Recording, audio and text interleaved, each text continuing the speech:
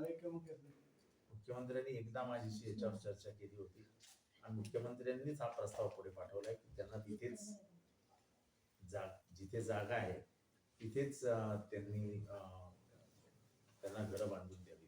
कारण का तिथे रेल्वेचीही जागा खूप आहे, शासनाचीही जागा खूप आहे आणि मग त्यांना इथे तिथे घरं देण्यापेक्षा तिथेच जर बिल्डिंग बांधून घरं दिली तर त्या लोकांच्या सोयीच होईल असं माझं मत आहे आणि असं स्थानिक लोकांचंही मत आहे. सर, यापूर्वी अनेकदा महानगरपालिकेने प्रकल्पांमध्ये बाधितांना लिहून दिलेलं आहे की आम्ही तुम्हाला तुमची जागा देऊ किंवा तुमचं घर देऊ किंवा तुमचं दुकान देऊ, परंतु अद्यापही अशी आकडेवारी तरी समोर येत नाही की किती लोकांना दिलेलं नाही. काम सुरू करण्याच्या आधी हे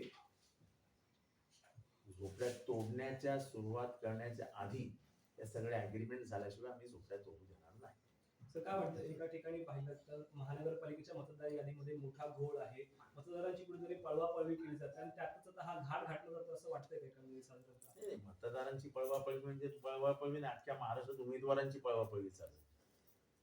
म्हणजे आता सुधीर भगत नावाचा आमचा उमेदवार आहे, विधानसभेला मतदान आहे, लोकसभेला मतदान आहे, 3 वेळेचा नगरसेवक आहे, त्याचं घर गेले 50-100 वर्ष तिथेच आहे, त्याच्या नावाने त्याच्या वडिलांच्या नावाने तो एरिया ओळखला जातो.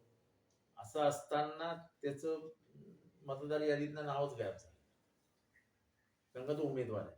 असंच एक पुण्याला इम्रान नावाचा, पिंपरी चिंचवडला इम्रान नावाचा आमचा कार्यकर्ता आहे, त्याच्या आई वडिलांचं नाव इंदापूरमध्ये सापडलं. इंदापूर दुसऱ्या वॉर्डात पण नाही, डायरेक्ट इंदापूर. मी आता ट्विट पण केलं त्याच्यावर. काय चालू काय निवडणूक याद्या यांच्यासारखा मोठा घोटाळा महाराष्ट्र देशभरात कुठे नाही. तर किती साधं आहे, तुमचं नाव टाकायचं, एरिया बस संपला, नुसतं टाकलं की आलं पाहिजे. कोण घोटाळा करतं, काय ह्याच्या मागचे उद्देश काही कळायला मार्ग नाही. उमेदवारच म्हणजे जे बलाढ्य उमेदवार आहेत, ताकदवान उमेदवार आहेत, त्यांचं जाऊन मतदार यादीतच नसेल तर ते फॉर्मच भरू शकणार नाही. हे डोक्यात ठेवून हे कारवाया केल्या. सांगलीमध्ये आपण पाहिलं की स्ट्रॉंग रूम बाहेर आपल्या महाविचा विकासासाठी मोर्चा सुरू आहे, आंदोलन सुरू आहे त्या ठिकाणी. ते बरोबर आहे, कारण का तिथे मतदानाच्या टक्केवारीमध्येच घोटाळा आढळला आणि त्याच्यामुळे तिथे सुरक्षा व्यवस्था नव्हती, स्ट्रॉंग रूमच्या बाहेर काहीच नव्हतं. त्यामुळे आक्षेप घेऊन कार्यकर्ते आक्रमक झाले आणि कार्यकर्ते भडकणार ना. शेवटी सगळी मेहनत पाण्यात जाणार दिसतंय आणि ह्या चोरी, ह्या सरकारी यंत्रणेचा वापर करायचा आणि त्याच्यातनं हे घोटाळे करायचे, बरोबर. सर, काल बऱ्याच ठिकाणी लक्ष्मी दर्शन पण पाहायला मिळालं, ईव्हीएम देखील फोडण्यात आलेले. महाराष्ट्राच्या राजकारणाच्या इतिहासामध्ये इतकी घाणेरडी निवडणूक पहिल्यांदा बघायला मिळाली. जिथे उघडपणाने पैसे वाटण्यात आले, उघडपणाने पैसे वाटणाऱ्यांना पाठिंबा देण्यात आला, सरकारी यंत्रणा हातावर हात ठेवून बसलेली दिसली. असं असेल तर लोकशाही टिकणारच नाही, संपली लोकशाही. महायुतीमध्येच काल बिघाडी पाहायला मिळालेली आहे. भरत गोगावले असतील, सुनील ते त्यांचं चालूच आहे, लुटूपुटूची लढाई आहे ती, त्याला काय अर्थ नसतो. जो 3 तारखेला निकाल लागणार, आज 20-21 तारखेला निकाल लागणार आहे त्याच्यामध्ये. नाही 20-21 ला निकाल लागणार आहे म्हणजे आता ती कोर्टाने निर्णय दिला आहे, पण मुळात हा सगळा घोटाळा जो काही निवडणूक आयोगाने केला आहे, निवडणूक आयोग हे म्हणजे हे कुठल्या पद्धतीने काम करते मला काय समजत नाही. सर, निकाल पुढे 1 जुलै ही अंतिम डेट आहे तुमची मतदार यादीची. 1 जुलै नंतर जानेवारी पर्यंत म्हणजे जवळजवळ 8 महिने होतात.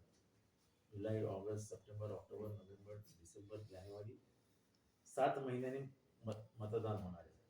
आता ह्यामध्ये 18 वर्षाच्या वयोगटातील जी काही पोरं आली, जी ऑगस्टमध्ये 18ची झाली किंवा 19 मध्ये सप्टेंबरमध्ये 18ची झाली, त्यांना मतदानाचा अधिकारच नाही.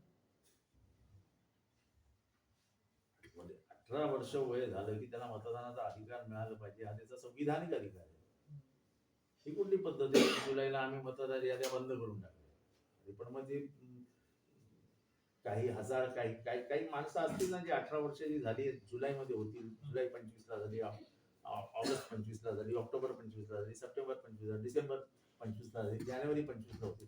शेवटच्या दिवसापर्यंत 18 वर्षाच्या वयाच्या मतदानाची नोंद झालीच पाहिजे, संविधान म्हणतं. आणि निवडणूक आयोगाने ब्लॉक करून ठेवलं. सर बोलणं- बोलायला- मतदान पकडण्यात आलं आहे. म्हणजे बोललं तर ऐकायलाच कोणी तयार नाही. कान बोळे धरून बसलं इलेक्शन कमिशन. सर, संजय बुलढाण्यात गायकवाड काल- यांच्या मुलाने जे आहेत एका बोगस मतदारांना नागरिकांनी पकडलं होतं तेव्हा त्याला पोलिसांनी देखील अडवलं, नागरिकांनी त्याला चोप दिला, परंतु संजय गायकवाड जे आमदार आहेत त्यांच्या मुलाने त्याला पळवून लावल्याचं धक्कादायक घटना एक समोर आली आहे. ते सगळीकडेच चालू आहे, त्याच्यामध्ये काय मोठं आहे? जिंकण्याची पद्धत कुठली आहे हे अख्खा महाराष्ट्र बघतोय. लक्ष्मी दर्शन, सरकारी यंत्रणेचा वापर याच्यावर जर निवडणुका जिंकणार असतील तर लोकशाहीचं अस्तित्वच राहणार नाही. साहेब निवडणुका पुढे ढकलाव्या असं वाटतं का? एकीकडे निवडणूक आयोगाचा अजून जे मॅनेजमेंट होत नाहीये, याद्या नाहीयेत, प्रभागावरती आक्षेप आहेत आणि अशात निवडणुका घेण्याचा घाट घातला जातोय लवकरात लवकर. त्याच्यामध्ये सुद्धा अशा प्रकारे वाद होत आहेत. सुप्रियाताईंनी पत्र देखील पाठवलेलं निवडणूक आयोगाच्या या कामामध्ये. काहीही पत्र भावना ह्याची किंमतच राहिलेली नाही निवडणूक आयोग.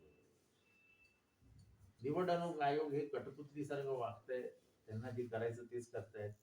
निवडणूक आयोगाने केलेलं जे वॉर्ड रचना आहे ती मुळातच बेकार आहे. त्यांना वॉर्ड रचना करण्याचा अधिकारच नव्हता. राज्य शासनालाही नव्हता, निवडणूक आयोगालाही नव्हता, आणि ठाणे महानगरपालिकेलाही नव्हता. सर्वोच्च न्यायालयाने मे 2022 मध्ये मार्च का मे मध्ये दिलेल्या निर्णयानुसार त्याच्या अगोदरचे जी वॉर्ड रचना आहे ती गृहीत धरून तुम्ही पुढे चला आणि निवडणुका घ्या असं सांगितलेलं आहे. तो आदेश कुठेही न दर्शवता, तो आदेश कुठेही न दाखवता, तो निर्णयाची कुठलीही अंमलबजावणी न करता सर्वोच्च न्यायालयाच्या निर्णयाला बगल देऊन वॉर्ड रचना केली. सर्वोच्च न्यायालयालाही बाजूला काढणारं निवडणूक आयोग काय करणार? सर, मुंबई उच्च न्यायालयाने पुन्हा एकदा महापालिकेला फटकार लगावलेली आहे. जानेवारी ते ऑक्टोबर पर्यंत 18 लोकांचा निष्पाप बळी जो आहे तो गोडबंदरमध्ये प्रवास करताना गेलेला आहे. अनेक रस्ते आहेत ज्या ठिकाणी चुकीच्या पद्धतीने पॅच मारण्यात आलेला आहे, त्यामुळे अनेक लोकांचा जीव देखील त्याच्यामुळे जातो. घोडबंदर रस्ता ही म्हणजे मला माहित नाही लोकांना एवढं घोडबंदर बद्दल का हे आहे. पाणी नाही रस्त्याबद्दल तर बोलायलाच नको, ट्रॅफिक बद्दल बोलायलाच नको. या सगळ्या अडीअडचणींना तोंड देऊन देखील घोडबंदरचं का आपण चर्चा का करतो? आणि ह्याच्या पुढच्या काळामध्ये तो घोडबंदर मध्ये इतका TDR आणि इतका FSI दिलेला आहे. या नवीन DP प्लॅन मध्ये इतकं ग्रीन झोनचा अर्जन करण्यात आलेला आहे की म्हणजे लोक घोडबंदरला राहायला गेली तर समजायचं की येता जाता त्यांना 2 तास फक्त घोडबंदर ते ठाणा चेकनाका यायला लागते. रस्ते मोठे होणार नाहीयेत. आणि सर्व्हिस रोड नसलेला एकमेव भारतातला रस्ता असेल सगळे सर्व्हिस रोडच गायब झाले तिथे. कारण का तुम्ही मेट्रो रेल त्याच्यासाठी जे बांधकाम केली आहेत ते सगळे तुम्ही सर्व्हिस रोडवर आणले, त्यामुळे सर्व्हिस रोड गायब झाले. त्यामुळे उद्या त्या परिसरात येणारं वाहन हे डायरेक्ट हायवेवर येणार आहे.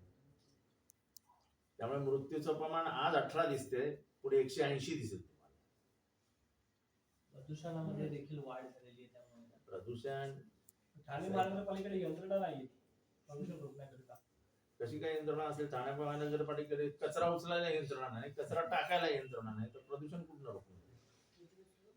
कुंभमेळ्याचा प्रश्न ठाकरे बंधू जे आहेत आपण एकत्र येणारी जी चर्चा चालू होती, मात्र आज पुन्हा एकदा आपण पाहायला गेलं तर राज ठाकरे संजय राऊत यांच्या भेटीला गेलेले आहेत. हा काही प्रश्न आहे का? चला दुसरा प्रश्न. सर, कुंभमेळ्यासाठी ज्या पद्धतीने तिथल्या महाराष्ट्रातल्या लोकांना काम मिळत नाही, परंतु गुजरातल्या काही ठेकेदारांना जे आहे ते कुंभमेळ्याची ठेके जे आहे ते देण्यात आलेली आहे. ते या सरकारचं धोरण आहे गुजरात पडावा. कुठे नेऊन ठेवला महाराष्ट्र माझा. गुजरात वरती आहे ना, माझा महाराष्ट्र गेला. कुंभमेळ्यासाठी 1800 शेळीची कत्तल देखील करण्यात येत आहे. अनेक लोक म्हणजे ज्या तपोवनांचं नाव हे प्रभू श्री रामाशी जोडलं गेलं, त्या तपोवनामधली झाडं कापणं हे नैतिकदृष्ट्या धार्मिकदृष्ट्या योग्य आहे का? हा सरकारला प्रश्न आहे. 1800 झाडं कापायची त्या पद्धत आहे. त्या आरे कॉलनीमध्ये अशीच रातोरात झाडं गायब केली होती. आता ही तीच परिस्थिती आहे. तपोवनातली झाडं देखील अशीच रातोरात गायब केली जाते. सर ज्योतिबा फुले यांच्यावरती एक डॉक्युमेंटरी तयार होत होती आणि त्या डॉक्युमेंटरीची एक महत्वपूर्ण फाईल जी आहे ती मंत्रालयातून चक्क गायब झालेली आहे. सर, अतिवृष्टीनंतर शेतकऱ्यांना आर्थिक मदत मिळावी यासाठी शासनाने कोणताही प्रस्ताव जो आहे तो केंद्राकडे पाठवलेला नाहीये, अशी माहिती कृषी मंत्र्यांनी लोकसभेत दिली. असं आहे की निवडणुका झालेल्या आहेत, आम्ही निवडून आलेलो आहे. आता पुढच्या 4 वर्ष कुठलीही निवडणूक नाही आहे आणि लक्ष्मी दर्शनाने आम्ही बाकीच्या निवडणुका जिंकणारच आहोत. त्यामुळे त्याच्यावर चर्चा करून पण काय फायदा नाही. प्रस्ताव पाठवला नाही म्हणजे किती संवेदनाहीन झालंय हे सरकार, याच्यापेक्षा मोठा पुरावाच असू शकतो. कारण काय असा पाऊस आणि असा पूर हा महाराष्ट्राने ह्यापूर्वी कधी बघितला नव्हता. असं सगळं झालं, सगळं अख्खा महाराष्ट्र उद्ध्वस्त झाला. आणि जर त्याचा कुठलाही प्रस्ताव गेला नसेल केंद्राकडे तर महाराष्ट्र सरकारने माफी मागावी अशी परिस्थिती आहे. शेतकऱ्यांनी विचार करावा. सर, SIR मुळे 30 अजून अधिक जास्त जे मिळाले त्यांनी आत्महत्या केली अद्यापर्यंत. अनेक लोक जे आहेत त्याच्यावरती आक्षेप देखील घेत आहे की ज्या पद्धतीने आता त्याचं काय ठीक आहे काय सर अधिवेशन घेण्याचा निर्णय येतो का? 8 दिवसासाठी नागपूरला पर्यटन केल्यासारखं जायचं आणि परत यायचं.